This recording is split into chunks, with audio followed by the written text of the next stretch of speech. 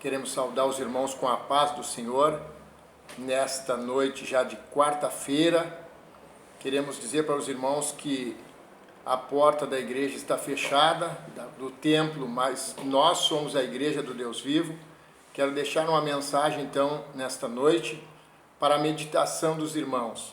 Vamos ler então no livro de Números, no capítulo 13 e o versículo 1, que diz assim, irmãos, livro de Números, capítulo 13, versículo 1, que diz assim: E falou o Senhor a Moisés, dizendo: Envia homens que espiem a terra de Canaã, que eu hei de dar aos filhos de Israel. De cada tribo de seus pais enviareis um homem, segundo cada qual maioral entre eles. E enviou-os Moisés do deserto de Parã, segundo o dito do Senhor. Todos aqueles homens eram cabeça dos filhos de Israel. Então o que me chama a atenção é que todos aqueles 12 espias que foram enviados por Moisés a mando de Deus, Deus mandou, Moisés, envia 12 homens a espiar a terra, cada qual sendo príncipe, cabeça da sua tribo. Sabemos que as tribos de Israel são 12 tribos. Era o cabeça de cada tribo, o príncipe de cada tribo, o maioral de cada tribo. Os homens de renome, homens importantes que foram espiar a terra de Canaã. Podemos ver que 40 dias eles espiaram a terra. E vimos então que eles passaram pelo Vale de Escol, e era na época de uvas. Vimos que eles trouxeram ali, cortaram um ramo de uva com um cacho. E aquele cacho, queridos, não dava para um homem carregar o cacho de uva sozinho. Vocês imaginem o tamanho do cacho de uva que aqueles homens trouxeram para mostrar para a nação de Israel, os 12 espias. Um cacho de uva que 2 homens tinham que colocar uma vara nele, colocar no ombro e carregar, devido à imensidão, o tamanho do cacho de uva. Trouxeram figos, trouxeram romãs, e realmente viram que a terra era muito boa a terra. A terra era uma terra especial, uma terra que mana leite e mel, como Deus tinha prometido. Mas em chegando, no fim dos 40 dias, para trazer o relatório a Moisés e à nação, vimos que a nação de Israel estava toda parada ali, esperando uma mensagem deles, daqueles 12 homens, esperando uma notícia deles. Diz a Bíblia então que aqueles homens vêm com a mensagem dizendo: o povo, porém, que habita nessa terra é poderoso, e as cidades são fortes, muito grandes. E também ali vimos os filhos de Anak, que eram gigantes. E os amalequitas habitam na terra do sul, e os heteus, os jebuseus e os amorreus habitam na montanha. E os cananeus habitam no pé do mar e pela ribeira do Jordão. Vimos que eles disseram, irmãos, que o povo era muito forte. Eles enxergaram na terra de Canaã os gigantes, os filhos de Anak, as cidades fortificadas. Eles viram só os homens grandes, os gigantes. Eles só enxergaram o lado negativo da situação. Eles só viram a desgraça e eles só viram o fracasso. E eles disseram mais ainda: não podemos subir contra aquele povo, porque é mais forte do que nós. Nós somos aos olhos deles como gafanhoto. Então não podemos ir quando são mais fortes do que nós.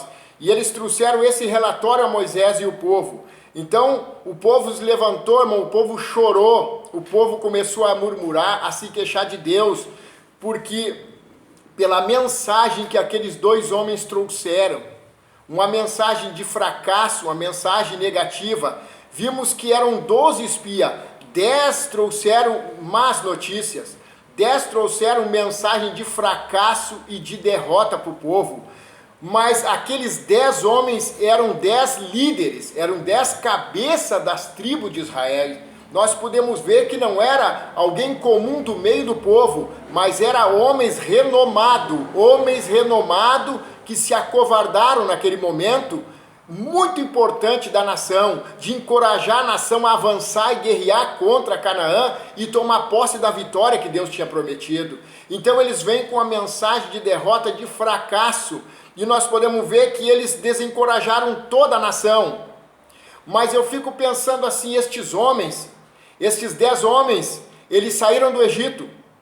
Esses 10 homens viram as 10 pragas que Deus mandou sobre o Egito por mão de Moisés e Arão.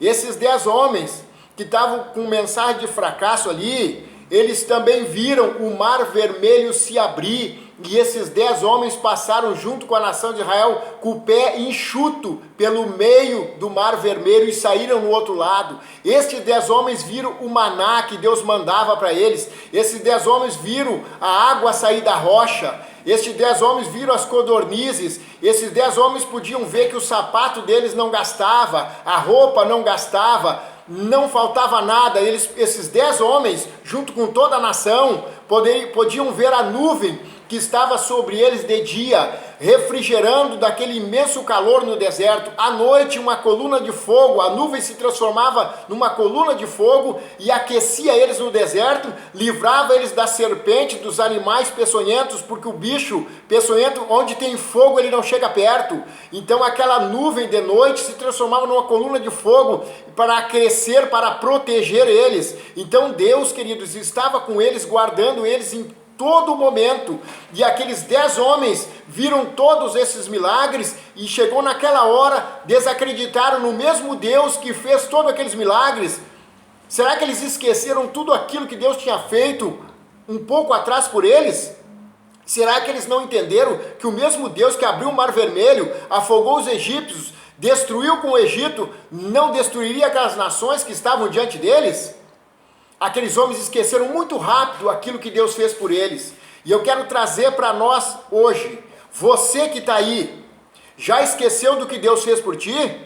Já esqueceu dos livramentos que Deus te deu? Já esqueceu que você era para estar na sepultura, era para estar até no inferno? O Senhor te livrou e te salvou, e te lavou, e colocou os teus pés sobre uma rocha, e colocou um novo cântico na tua boca? Ei, você que está se queixando, está apavorado com o tamanho da luta, não olha para a luta, não olha para o gigante, não olha para a cidade fortificada, olha para o Deus vivo que nos chamou. Deus nos chamou, como chamou Israel, para atravessar, para passar o Jordão e tomar posse de Canaã. O Senhor nos tirou deste mundo que é o Egito, e estamos nesse grande deserto caminhando, e eu só quero dizer uma coisa: o Senhor não vai nos largar neste deserto a ermo, porque a glória de Deus está sobre nós. Hoje não podemos enxergar a nuvem sobre nós, não podemos de noite enxergar a coluna de fogo sobre nós, mas eu quero dizer, nós temos algo muito melhor do que a nuvem e a coluna de fogo hoje. Sabe o que nós temos? Nós temos o Espírito Santo morando em nós, nós temos o próprio Deus que mora na nossa vida, o próprio Deus, através da pessoa do Espírito Santo, habita em nós, nos dirige, nos guia, nos dá o norte, nos encoraja a avançar contra as lutas e as dificuldades. E quero dizer, estes homens estavam colocando mensagem negativa para o povo, eles colocaram uma derrota na nação, o povo chorava, murmurava contra Deus, contra Moisés, e dizia: ah, Senhor, por que nós não morremos no Egito? Por que nós não morremos nesse deserto, Senhor? Se queixando, por quê? Por causa da mensagem negativa daqueles homens. Mas eu quero te dizer uma coisa nesta noite: em 12 homens que foram enviados, ali tinha 2 homens, um chamado Josué e o outro Caleb. Estes 2 homens perseveraram em seguir ao Senhor. Estes homens que estavam no deserto junto com aqueles 10 e com toda a nação, eles passaram as mesmas dificuldades que os demais passaram. Eles passaram por todas as lutas no deserto que toda a nação passou, que os 10 espias passaram. Eles passaram por tudo aquilo, mas eles tinham algo diferente neles, porque eles perseveraram em seguir ao Senhor. Eles confiaram no Deus que tirou eles do Egito, que passou o Mar Vermelho, que fez os 10 milagres no Egito. Eles confiaram neste Deus. Eu quero dizer, confia neste Deus que te chamou, que me chamou, e que não vai deixar nós ficar neste deserto. Não olha para o tamanho da dificuldade, para o tamanho do gigante, não olha para as muralhas fortificadas, mas olha para o Deus que nos chamou, que Ele é poderoso. Você já esqueceu do que Deus fez por ti? Você já esqueceu da porta que o Senhor abriu para ti? Você esqueceu do milagre, da provisão que Deus fez na tua vida? Daquilo que quando tu menos não sabia de onde viria, Deus mandou o maná? Esqueceu do maná que Deus já te mandou? Esqueceu do sustento que Deus está te dando? Até hoje Deus tem te sustentado? Esqueceu de tudo isso? Está reclamando do que? Dos gigantes?